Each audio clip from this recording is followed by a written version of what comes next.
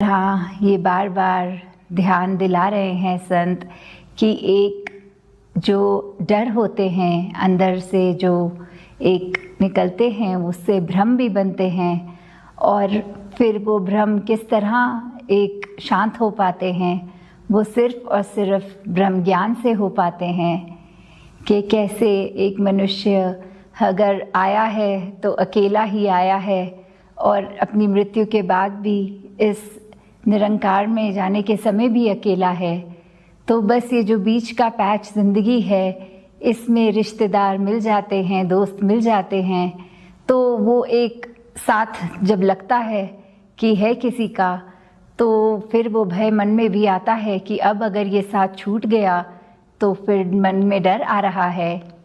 पर साथ ही अगर हम इसको इस तरह देखें कि मन में ये बात आनी कि सबका साथ है, पर ये सब लोग जो इस संसार में हैं संगी साथी, ये तो फिर एक माया का रूप ही हैं जिन्होंने कभी ना कभी हाथ छोड़ ही देना है।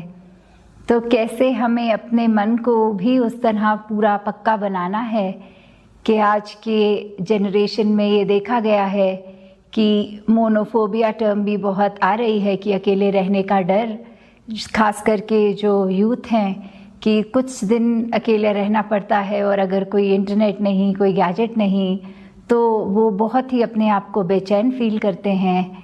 और साथ ही एक वो जो टर्म है FOMO, fear of missing out, कि कैसे लगता है कि हमारी लाइफ के अलावा हर एक के लाइफ में इतना इंटरेस्टिंग कुछ हो रहा है। लगता है ओ कोई नए आर्टिस्ट ने कोई गाना निकाला, मैंने अभी तक नहीं देखा, उसके इतने व्यूज़ हो गए हैं, तो मन की बेचैनी आनी। या कोई नई मूवी आ रही है, उसका ट्रेलर निकल गया है, मेरे सब दोस्तों ने देख लिया है। तो ऐसे छोटी छोटी चीज़ें जो आजकल ऐसे लगता है कि किसी की ज़िंदगी में हमसे ज़्यादा कुछ इंटरेस्टिंग हो रहा है। पर बात तो वही है, ज़िंदगी सबकी उसी पर आधारित अगर रखें इस निरंकार पे, तो कितनी स्थिर होगी। नहीं तो हाल हमारा भी वैसा कि एक कहानी है जो बंदर मटके में पानी भरा हुआ था और झांक के देख रहा था नीचे मटके में, तो एक पेड़ पे लटके अंगूर उसको दिख रहे थे और उसको लग रहा था कि ये मटके के अंदर पड़े हैं। वो कभी अपना हाथ डाले, कभी अपना मुंह अंदर डाले, पर वो अंगूर उसके हाथ नहीं लग रहे थे। तो कैसे ये बस एक रिफ्लेक्शन थी जो ऊपर अंगूर की, जो उसके उस गमले में आ रही थी, पर ये इल्यूजन ये उसको इतना भ्रमित कर रही थी कि उसने वो मटके के अंदर दिखने वाले अंगूर को असली अंगूर माना और ऊपर देखकर पेड़ की ओर देखा तक नहीं कि वो असली तो वो है, सच्चाई तो वो है। तो कहीं हमारा हाल भी ऐसा नहीं हो रहा कि इस निरंकार को जानने के बाद, ब्रह्म ज्ञान लेने के बाद भी हम ऐसे छोटे छोटे इल्यूजन्स, डर, ऐसे भ्रमों में अटक गए हैं, अपने आप को फंसा के रखा है कि बिल्कुल चैन नहीं है, वो स्थिरता नहीं है, वो हमेशा एक बेचैनी सी रहनी कि हम अपने जीवन में बहुत मिस कर रहे हैं करना, ये ऐसा भी कर ले, वैसा भी कर लें, भाग दौड़ की दुनिया बना ली है हमने अपनी जैसी। तो किस तरह हम अपने आप को ऐसा बना लें कि ये जो निराकार है उस पे आधार कर रखे, अपना विश्वास रखे, फिर स्विमिरन से भी एक बहुत ही शांति, एक स्थिरता आएगी। अपने मन को मजबूत करने के लिए ये नेगेटिव थॉट्स जहाँ हमें हटाने होंगे, एक पॉजिटिविटी लानी होगी। और जो सबसे बड़ी बात कि ऐसे हमें अपने लाइफ में एक कंटेंटमेंट की बात रखनी कि ये ना लगे कि जो है वो अधूरा मिला है, क्योंकि जब ये निराकार पूरा है, इसने हमारी जीवन में हमको सब कुछ पूरा ही दिया है जो हमारे हिस्से का है, जो हमारे लिए उचित है। तो अगर ऐसा हाल है तो उसमें भी हमें लग रहा है कि निराकार ने हमें वो नहीं दिया जो हमारे को मिलना चाहिए था, तो ऐसे सोचकर ये नादानी तो हम ही कर रहे हैं, क्योंकि जो मिला है वो हमारे लिए बहुत उचित है। तो कैसे हमने अपने जीवन में से ये भय हटाने हैं, ये भ्रम हटाने हैं और सिर्फ इस ब्रह्म ज्ञान से, इस ब्रह्म से जुड़ना है। जिस तरह अवतार बानी में भी वो लाइन आती है कि सुख दुनिया दे परछावे ने जेकर प्रीता पाएगा, ढल गए परछावे जिस दम रोएगा कुरलाएगा, कि कैसे हम अपने जीवन में एक परछाई को ही सच्चाई मान लेते हैं, वो बंदर वाली अवस्था हमारी हो जाती है कि जो क्षण भंगुर है, जो हिलने वाली चीज़ स्थिर नहीं, वो ही अगर अपने आप में उसको एक स्ट्रॉन्ग ग्रिप लेना चाहेंगे तो उसने तो अपनी जगह से हिल ही जाना है। और उसके बेस पे अगर हम अपने आप को एक बैलेंस बनाने के लिए सोच रहे हैं तो फिर जाहिर सी बात है कि हमने भी डगमगाना ही है। तो कैसे हम अगर सच्चाई की बजाय मिथ्या को सच मान लेते हैं तो अंदर से सिर्फ रोने और कुर्लाने के अलावा कुछ बचता नहीं है। तो जैसे वही बात, फिर ये मिथ्या, ये दुख, उसको होते हुए भी उसको ऊपर एक स्थिति उसके आ सकते हैं जो एक आनंद की अवस्था, कि दुख को भी दुख को ना माने।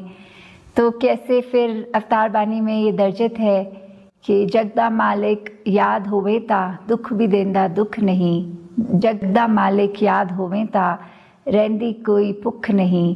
कि कैसे एक हमारे अवस्था कि वो दुख हो सुख हो, वो सब हमें इस निरंकार के भाने में रहने के समय में उस पेन को, वो दुख को उस तरह एक फीलिंग नहीं आती। ये मान के कि निरंकार द्वारा ही जीवन में ये आया है तो हम उससे बहुत जल्दी उभर पाते हैं। वो सिचुएशन हमारे को फिर बहुत टेम्पररी लगती है।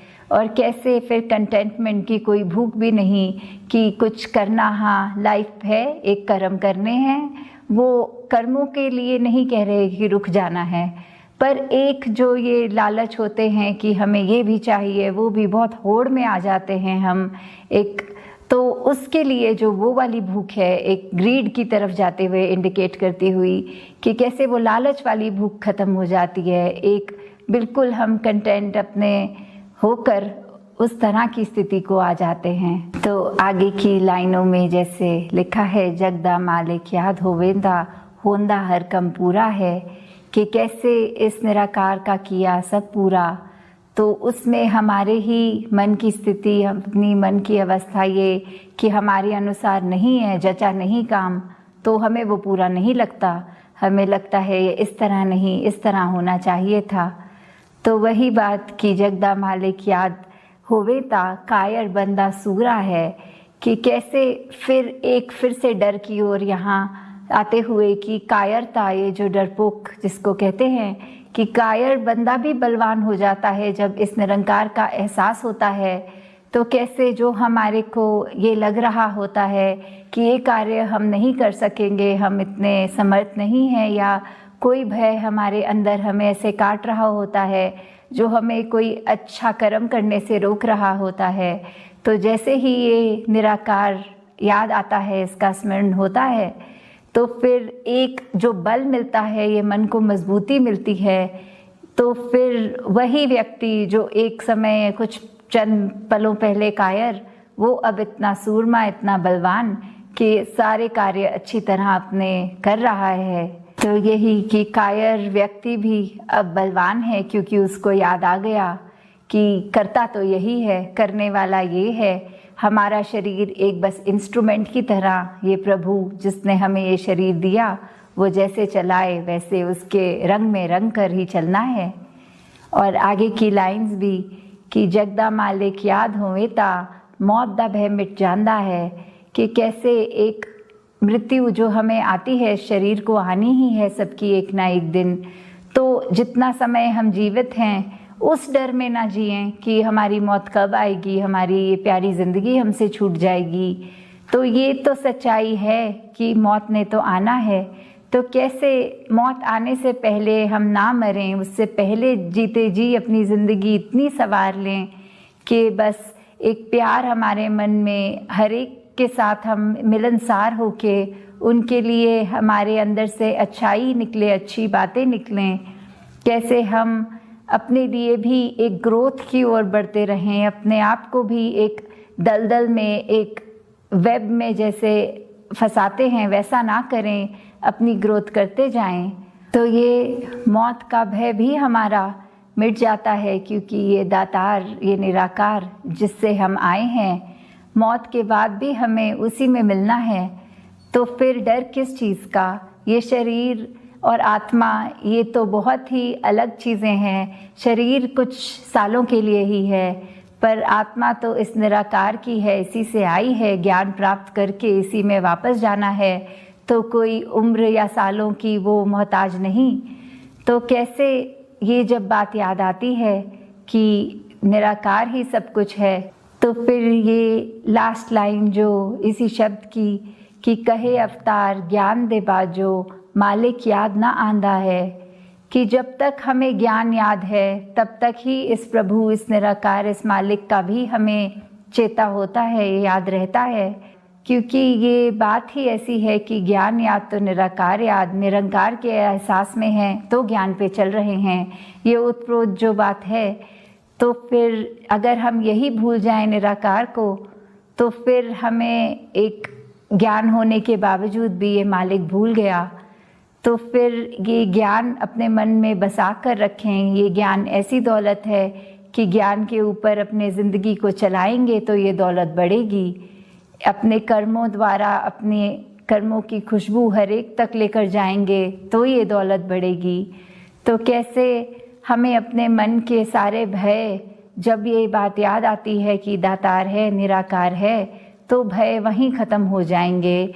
और जो भी हमने एक भ्रमों की ओर अपने आप को एक फंसा के रखा है, वो सारे भ्रम भी इस ब्रह्म ज्ञान द्वारा ही ख़त्म हो जाएंगे। तो दातार कृपा करे सभी पे कि कैसे जीवन में एक सिर्फ और सिर्फ आनंद की अवस्था के ऊपर वर्क करते हुए इस निराकार से जुड़कर हमेशा एक अपने दिल से परोपकार की भावना रखते हुए, जब इतने पॉजिटिव काम होंगे करने को, ये दिमाग भी कहीं नेगेटिव तरीके पे नहीं चलेगा, कहीं वो डरों को हमारे अंदर घर नहीं करने देगा। क्योंकि इंस्टिंक्टिवली एक फियर होना कि अचानक हम कमरे में आए हैं और कोई बच्चा भी कोई छुपन छुपाई खेलने वक्त एक डरा देता है, तो एक शरीर का एक रिफ्लेक्स, वो डरना वो पल की चीज़ है। पर एक भय में हमेशा रहना, उसको हम काट ज़रूर सकते हैं इस ब्रह्म ज्ञान से। तो कैसे हम एक अपने मन को और साफ करते जाएं, अपने मन के अंदर जितना ठहराव ला सके इस सिमरन द्वारा। तो दातार कृपा करे हर एक का जीवन इसी रूप में निरंकार के ऊपर आधारित होते हुए सत्संग की शिक्षाओं पे अपने चरित्र को और मजबूत